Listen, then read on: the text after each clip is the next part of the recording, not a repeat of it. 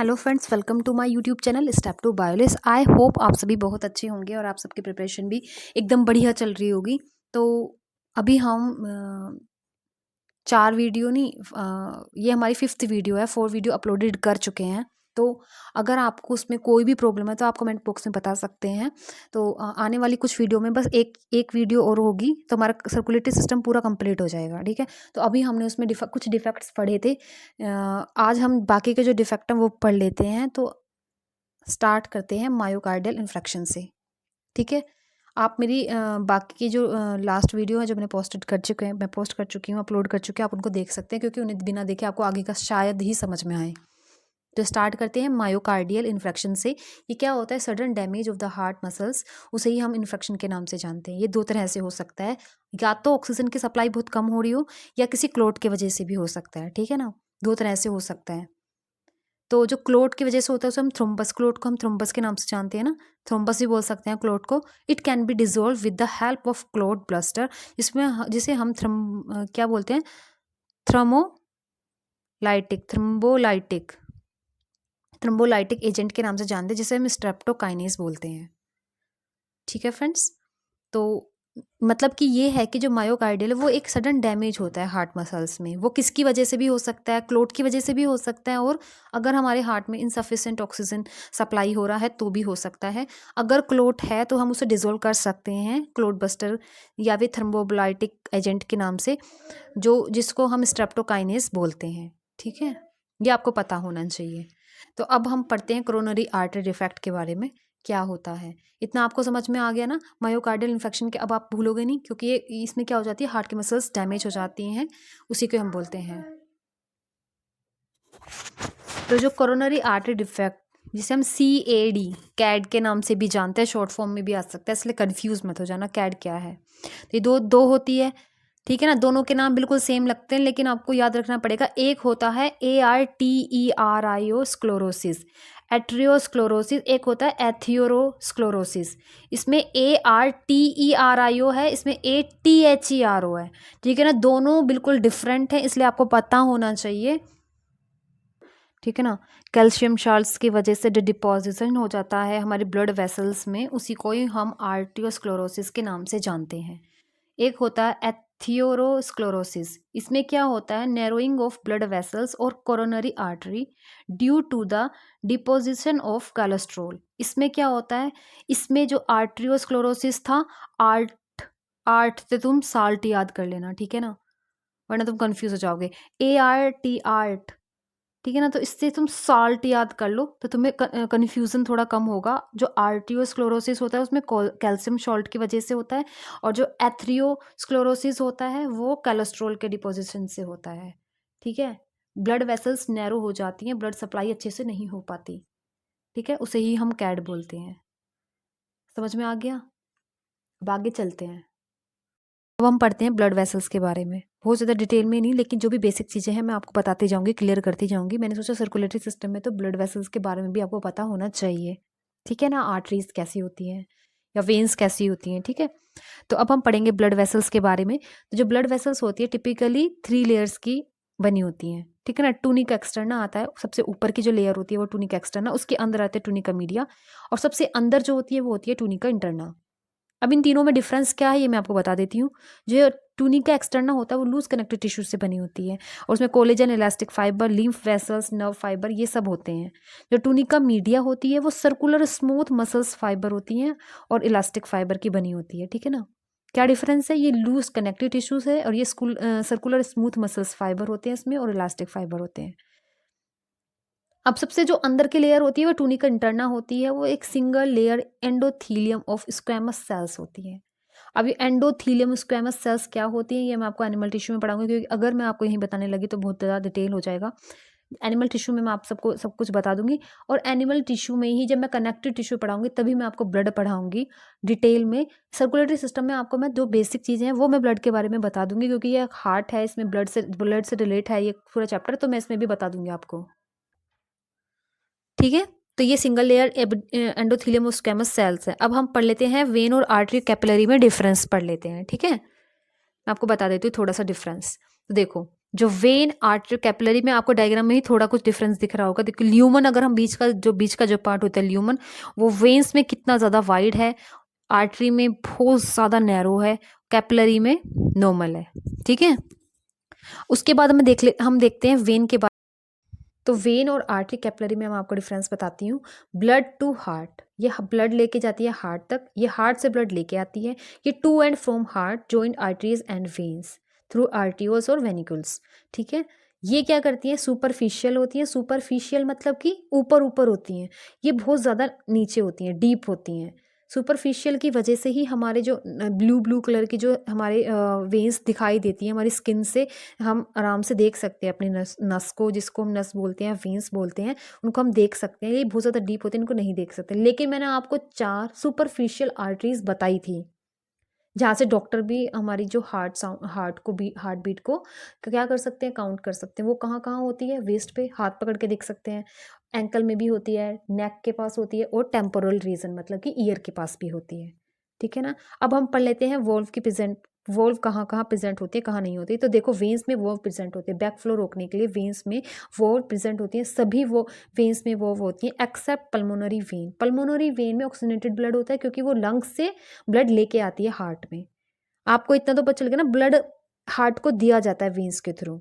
तो यहाँ से जो हम लंग्स में से जो ब्लड लाएंगे वो क्या होता है, ऑक्सीजनेटेड ब्लड होता है। तो वो इसमें ऑक्सीजनेटेड ब्लड होता है और इसमें वोल्व प्रेजेंट नहीं होती। जो आर्टरीज होती हैं, आर्टरीज में वो प्रेजेंट नहीं होते, बैक फ्लो को रोकने का कोई वो नहीं होता इसमें। लेकिन एक पल्मोनरी ओर्ट्रा जो होती है, जो डीऑक्सीजनेटेड ब्लड लेके जाती है कहाँ, वेन्स में। ये डीऑक्सीजनेटेड ब्लड लेके जाएगी, क्योंकि आर्टरीज हमारी ब्लड हमेशा लेके जाती हैं। तो जब हम लंग्स में डीऑक्सीजनेटेड ब्लड लेके जाएंगे पल्मोनरी ओर्ट्रा से, तो वहाँ पे वो प्रेजेंट होती है। ये एक्सेप्शन है, दोनों का एक्सेप्शन है। ठीक है, अब जो होता है, जो कैपिलरीज होती हैं वो थिनेस्ट भी होती हैं, सबसे ज़्यादा थिन होती हैं capillaries. Exchange of blood vessels का एक्सचेंज। अब चलते हैं आगे, वेन के बारे में थोड़ा सा और पढ़ लेते हैं। वेन क्या करती है, डीऑक्सीनेटेड ब्लड रख लेती है एक्सेप्ट पल्मोनरी वेन। मैंने आपको बताया था पल्मोनरी वेन को छोड़ के सब डीऑक्सीनेटेड ब्लड लेती हैं, क्योंकि पल्मोनरी वेन क्या करती है, ऑक्सीनेटेड ब्लड लेके आती है। वो इसकी जो वॉल होती हैं कोलैप्सिबल होती हैं, और ये टुनिका एक्सटर्ना इसकी थिकेस्ट होती है, ल्यूमन इसका वाइड होता है। ठीक है, ये वेन के डिफरेंस है। आर्टरीज में मैंने कुछ तो बता दिया, कुछ ये होती हैं, ये कैरी करती है ऑक्सीनेटेड ब्लड, हमेशा इसमें ऑक्सीनेटेड ब्लड होता है एक्सेप्ट पल्मोनरी ओटा, जो डिऑक्सीजन ब्लड लेके जाएगी लंग्स में, क्योंकि ले जाने का काम आर्टरीज का ही होता है। लेकिन ले जाने का काम आर्टरीज का होता है, ये आपको पता ही है। तो इसमें क्या होता है, ब्लड को ले जाने का काम हमारी आर्टरीज करती हैं, तो लंग्स में ले जाने का काम भी आर्टरी करेगी ना। तो एक बार ऑक्सीजन ब्लड आता है, एक बार डीऑक्सीनेटेड ब्लड जाता है। तो इससे क्या होगा, डीऑक्सीनेटेड ब्लड कहाँ जाएगा, लंग्स में। ले जाने का काम कौन कर रहा है, आर्टरी। तो उल्टा हो गया ना, वैसे तो कैरी ऑक्सीजनेटेड ब्लड करता है, लेकिन यहाँ पे पल्मोनरी ओटा में क्या आ गया, ऑक्सीजनेटेड ब्लड और डीऑक्सीजनेटेड ब्लड, इसलिए इसमें वॉल भी प्रेजेंट होती है। इसकी जो वॉल होती है वो कोलासिबल होती है, इसकी जो वॉल होती है नॉन कोलैप्सिबल होती हैं। इसमें टुनिका एक्सटर्ना थिकेस्ट होता है। टुनिका एक्सटर्ना मतलब कि बाहर की जो लेयर होती है, वो जो लेयर होती है, जो ब्लड वेसल्स जो बनी होती है, 3 लेयर की बनी होती है, मैंने आपको बताई थी।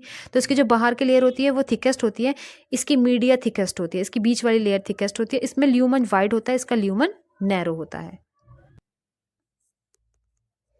तो अब हम पढ़ लेते हैं लिम्फेटिक सिस्टम के बारे में। ठीक है, इतना आपको सब कुछ समझ में आ गया लिम्फेटिक सिस्टम के बारे में। लिम्फेटिक सिस्टम हम कंप्लीट करेंगे, उसके बाद हम अपनी इस वीडियो को यहीं पे रोक देंगे, क्योंकि बहुत ज़्यादा लेंदी वीडियो हो जाएगी। तो जो लिम्फेटिक सिस्टम होता है वो सेकंड सर्कुलेशन सिस्टम होता है ब्लड का second circulation system of blood, उसे लिम्फेटिक सिस्टम बोलते हैं। Consist of lymphatic vessels, lymphatic capillaries और लिम्फेटिक ऑर्गन और नोड्स। ठीक है, लिम्फ जो होता है वो होता क्या है, ब्लड में से अगर हम आरबीसीज और प्लेटलेट्स को निकाल दें, तो जो भी ब्लड में जो भी बचेगा वो हमारा लिम्फ होता है। तो लिम्फ में बचेगा क्या, प्लाज्मा और लिम्फोसाइट्स बचेंगे।